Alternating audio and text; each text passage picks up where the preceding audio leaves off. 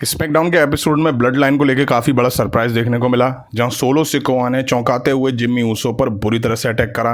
अब ऐसा क्यों हुआ, क्या रीज़न है इसके पीछे, उसके बारे में बात करने वाले हैं। वीडियो काफ़ी कमाल की होने वाली है और इंटरेस्टिंग होने वाली है, तो शुरू से लेकर लास्ट तक इसको देखिएगा और पसंद आए तो बिना लाइक करे मत जाइएगा और चैनल पर नए हो तो चैनल को सब्सक्राइब करना बिल्कुल ही मत भूलिएगा। स्मैकडाउन के रिसेंट के एपिसोड में सोलो सिकोआ, जिम्मी ऊसो और पॉल हेमन की एंट्री दिखी, जहां पॉल हेमन रोमन रेंस की हार के बारे में बात कर रहे थे। तभी सोलो सिकोआ ने पॉल हेमन को रोका और कहा जीत और हार काफ़ी ज़्यादा इंपॉर्टेंस है, यह चीज़ सही है। पॉल हेमन कहते हैं हाँ, इट मीन्स हार के परिणाम होने चाहिए। उनका कहने का साफ मतलब था कि मैंने तो मैच लड़ा नहीं है रेसलमेनिया में, जिम्मी और रोमन दोनों हारे हैं तो इनको तो अब भाई साहब भुगतना होगा। इसलिए जिम्मी ऊसो पे टोमाटोंगा ने आके सोलो सिकोआ के साथ मिलके अटैक किया और जिम्मी ऊसो पर बुरी तरह से मार दी। अब वजह भी जान लो कि इसकी रीजन क्या है। जिम्मी और जे ऊसो का रीयूनियन कराने के लिए, जैसा कि समर स्लैम में जिम्मी ऊसो और जे ऊसो अलग हुए थे, जे ऊसो रॉ में आ गए थे और फिर जिम्मी ऊसो स्मैकडाउन में रहे। वहीं दोनों के बीच हमें रेसलमेनिया 40 में मैच भी दिखा। वहीं फैंस अच्छे से जानते हैं कि ऊसोस WWE की one of the best tag team में से एक है, इसलिए दोनों को ज़्यादा टाइम तक अलग नहीं रखा जा सकता और सही भी नहीं है। अब सोलो सिकोआ ने जिम्मी ऊसो के साथ जो किया वो कहीं ना कहीं जे ऊसो और जिम्मी ऊसो को करीब लाने के लिए किया है। जिस तरह से जिम्मी ऊसो पिटे हैं उससे क्लियर है कि उनका फेस टर्न हो चुका है। Jey Uso already face superstar हैं और उन्हें फेस रहते हुए फैंस से तगड़ा रिएक्शन मिल रहा है। अब अगर जिम्मी और जे को साथ आना है तो जिम्मी को ही फेस टर्न करना पड़ेगा। वहीं ड्राफ्ट भी आने वाला है जिसमें जे और जिम्मी एक ही ब्रांड में हो जाएंगे, फिर ये दोनों मिलके आने वाले टाइम में सोलो सिकोआ के खिलाफ दिखाई देंगे। वहीं आपने अगर गौर करा हो तो जिम्मी ऊसो में जब मार पड़ रही थी स्मैकडाउन के एपिसोड में तो क्राउड ईट ईट ईट चैंट कर रहा था, यानी कि जे ऊसो वो चैंट कर रहा था। हालांकि इतनी जल्दी WWE थोड़ी ना जे ऊसो को, जिम्मी ऊसो को सेव करने के लिए भेज देगी। वहीं नेक्स्ट जो रीज़न है वो है रोमन रेंस नाइट 2 में हारते हुए दिखाई दिए और उनका 1316 दिनों का टाइटल रेन एंड हुआ। अब अगर आपको काफ़ी टाइम पहले का रोमन रेंस का एक प्रोमो याद हो तो उन्होंने सोलो सिकोआ को नेक्स्ट ट्राइबल चीफ बताया था।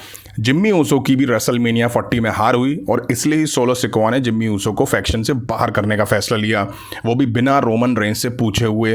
तो पॉल हेमन को देख के ये पता चल रहा था कि रोमन रेंस के बिना पूछे ये सब सोलो सिकोआ कर रहे हैं। वहीं अब रोमन रेंस की भी हार हुई है तो सोलो सिकोआ खुद को नया ट्राइबल चीफ दिखाने के लिए ऐसा कर रहे हैं या ट्राइबल चीफ से ऊपर दिखाने के लिए कर रहे हैं। हार के बाद रोमन रेंस कुछ टाइम के लिए नहीं है तो WWE यहाँ सोलो सिकोआ को बड़े तौर पर बिल्ड करेगी जिम्मी और जे ऊसो के खिलाफ। अब देखना यह होगा कि पॉल हेमन किस साइड बैठते हैं। वहीं सोलो सिकोआ ने जो करा वो द रॉक के कहने पे करा हो, ऐसा इसलिए क्योंकि रॉक कुछ टाइम पहले जब WWE में आए तो लगा कि वो रोमन रेंस के खिलाफ दिखेंगे, बट रॉक ब्लड लाइन के साथ दिखे और रोमन रेंस ने उनसे खुद को एक्नॉलेज कराया, रॉक का हाथ भी पकड़ा था, जिस वजह से रॉक अंदर ही अंदर इस बात को लेके भुन रहे हों।